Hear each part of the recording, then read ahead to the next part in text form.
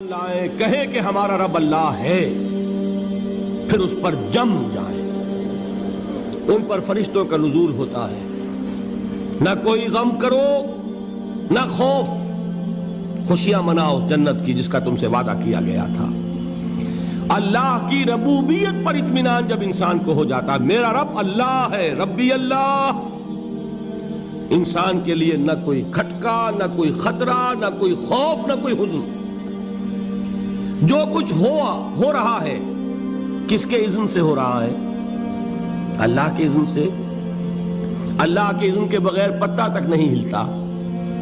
یہ کوئی اندھا بہرا مادہ نہیں ہے جس سے مجھے کوئی خوف ہو۔ اندھا بھینسا چلا آ رہا ہو اس سے تو ڈرنے کا ہر انسان کو ڈرنا چاہیے، نہ معلوم کس کو ٹکر مار دے۔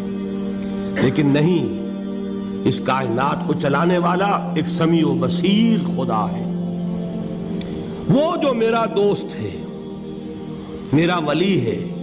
اللہ ولی الذین آمنوا یخرجہم من الظلمات الی النور۔ اللہ اہل ایمان کا ولی ہے، ساتھی ہے، پشت پناہ ہے، مددگار ہے، حمایتی ہے۔ بتائیے جسے یقین ہو جائے کہ اللہ میرا مددگار، اللہ میرا محافظ، اللہ میرا پشت پناہ، اللہ میرا حمایتی، اس کے لیے کوئی خوف ہوگا؟ اس سے کوئی ڈر ہوگا؟ میں مثال دیا کرتا ہوں ایک بہت سادہ، پنجاب کے دیہات کی۔ وہ بڑا چودھری ہے اور کوئی غریب کسان ہے۔ اس غریب کسان کے جانوروں کو ہر وقت اندیشہ ہوگا چوری کا، کوئی میری بھینس کھول کر نہ لے جائے، کوئی میرا بیل کھول کر نہ لے جائے۔ لیکن جس کے بارے میں یہ سب کو معلوم ہو کہ وہ جو بڑا چودھری ہے وہ اس کا دوست ہے، اس کی بچیا کو کوئی خوف ہوگا؟ اس کی بھینس پر کوئی ہاتھ ڈالے گا؟ اسے کوئی اندیشہ ہوگا؟ نہیں۔ کیوں؟ کہ وہ بڑا چودھری، بڑا اس کا یہاں کا سردار، جاگیردار، سب کو معلوم ہے وہ میرا دوست ہے، کوئی میرے خلاف اقدام نہیں کر سکتا۔ اس دنیا میں یہ چھوٹی سی بات اگر آپ کے دلی اطمینان اور سکون کا باعث بن سکتی ہے تو ذرا تصور کیجئے۔ میں لفظ تصور استعمال کروں گا صرف اس لیے کہ اس کا ہم جس کو کہتے ہیں ادراک اور شعور کر نہیں سکتے، اگر کے ساتھ کر سکتے۔ اگر یقین ہو کہ اللہ میرا مددگار اور یقین ہو کہ اللہ ہر آن میرے ساتھ ہے، پھر کوئی خوف؟ کس کا خوف؟ کوئی شے اللہ سے بالا تر ہے؟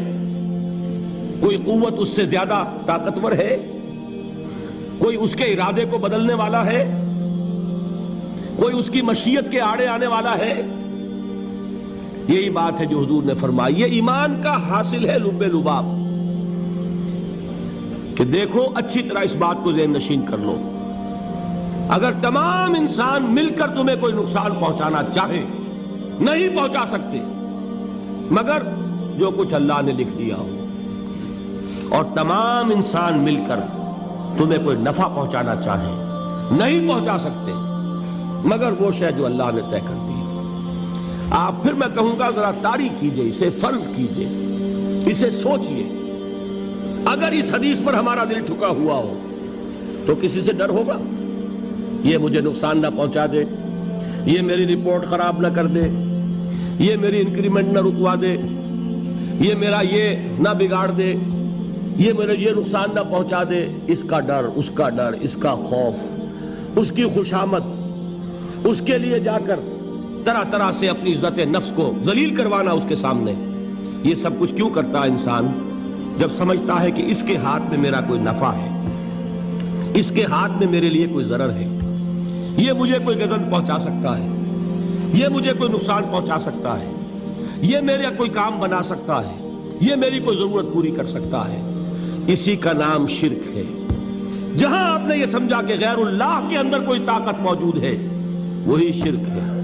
بتوں سے تجھ کو امیدیں، خدا سے نومیدی، مجھے بتا تو صحیح اور کافری کیا ہے؟ شرک تو یہ ہے۔ جس پر بھی تمہیں یہ خیال ہے، کلمہ ہے یہ کلمہ سوم، لا حول ولا قوت الا باللہ، ذرا اس پر دل کو کبھی اگر آپ تصور کریں، پھر فرض کریں، دل ٹھک جائے اس پر، کوئی طاقت نہیں۔ یہی بات تھی جو شیخ عبد القادر جیلانی رحمۃ اللہ علیہ نے اپنی وصیت میں اپنے بچے سے کہی. 11ویں دینے والے ہیں، لیکن حضرت شیخ عبد القادر جیلانی کی وصیت اور تعلیمات کو کتنے لوگ ہیں تم جانتے ہو؟ یہ جن مقامات تک پہنچے ہیں وہ کس چیز کی بدولت پہنچے ہیں؟ انہوں نے جو پیغام دیا وہ کیا تھا؟ اے میرے بچے، جس طریقے سے قرآن مجید میں حضرت لقمان کی نصیحتیں جو ہے نقل کر دی گئی ہیں، میں یہ عرض کروں گا بالفرض اگر قرآن حضرت عبد القادر جیلانی کے بعد نازل ہوا ہوتا تو شیخ عبد القادر کی یہ نصیحتیں بھی قرآن میں درج ہوتی. اتنی اونچی نصیحتیں ہیں. اے میرے بچے، اس حقیقت کو ذہن نشین کر لے، لا فاعل فی الحقیقت ولا مؤثر الا اللہ. اس کائنات میں نہ کوئی فاعل حقیقی ہے نہ مؤثر حقیقی ہے سوائے اللہ. کسی شے میں کوئی تاثیر نہیں اگر اللہ نہ چاہے. آگ جلا نہیں سکتی اگر اللہ نہ چاہے. پانی ڈبو نہیں سکتا اگر اللہ نہ چاہے. زہر ہلاک نہیں کر سکتا اگر اللہ نہ چاہے. کوئی چیز فائدہ نہیں پہنچا سکتی اگر اللہ نہ چاہے. تو در در پہ کیوں سر جھکاتے ہو؟ در در پر کیوں جبیں سائی کرتے ہو؟ سب کے سامنے کیوں ہاتھ پھیلاتے ہو؟ ایک اللہ سے مانگو. ایک اللہ کے سامنے زمین پر اپنی جبین رکھو. لا فاعل فی الحقیقت ولا مؤثر الا اللہ. نظر آتا ہے ہمیں کہ پانی پیاس بجھا دیتا ہے. پیاس بجھانے کی صلاحیت پانی میں نہیں ہے، اللہ کے اذن سے. کھانا بھوک مٹا دیتا ہے. بھوک مٹانے کی صلاحیت کھانے میں نہیں ہے، اذن رب میں. دیکھیے یہی یقین تھا. حضرت موسیٰ علیہ السلام کا واقعہ یاد کیجئے. سامنے سمندر آ گیا ہے. قوم دیکھتی ہے پیچھے کہ گرد و غبار کا طوفان ہے. معلوم ہوا کہ فرعون اپنے لشکر سمیت آ گیا ہے.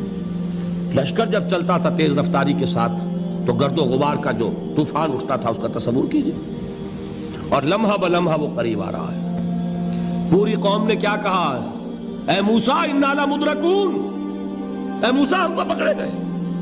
قرآن مجید نے تو یہاں وہ باتیں نہیں لکھی ہے، لیکن تورات میں یہ درج ہے کہ بنی اسرائیل جھگڑنے لگے، دست و گریبان ہو گئے موسیٰ کے ساتھ. موسیٰ ہمیں یہاں مروایا لا کر، اس سے تو ہم ہی بہتر تھے. وہاں کھانے کو ملتا تھا، زندگی تو تھی. بیگار ہم کر رہے تھے، موت تو نہیں تھی. اب جو کچھ ہوگا اس کا تصور کرو، جس طریقے سے ہمارے ٹکڑے اڑائے جائیں گے. تو لڑ رہے ہیں حضرت موسیٰ علیہ السلام سے. یہ تورات کی تفصیل ہے. قرآن میں صرف اتنا آیا ہے، پریشان ہو کر انہوں نے کہا انا لمدرکون. موسیٰ ہم تو پکڑے گئے. اس وقت موسیٰ کا جواب کیا ہے؟ کلا ان معی ربی سیہدین. نہیں، میرے ساتھ میرا رب ہے، وہ راستہ دے گا. بتائیے کہاں راستہ نظر آ رہا ہے؟ یہ ہے ایمان بالغیب. راستہ نظر نہ آئے تب اللہ پر یقین ایمان ہے. جیب میں پیسے ہوں اور تب دل کو اطمینان ہے تو ایمان کس پر ہوا؟